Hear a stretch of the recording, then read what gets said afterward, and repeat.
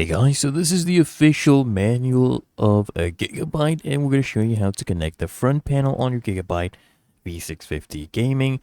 Now, first you need to locate the F panel.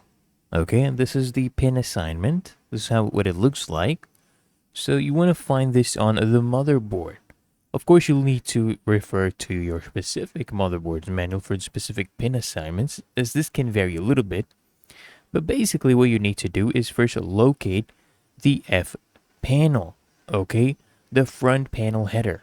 So this is usually a 9 or 10 pin connector located near the bottom edge of the motherboard. And just connect, these by consulting your manual, because your motherboard manual will actually have a diagram such as these for showing, each correct pin assignment for each cable coming from your case.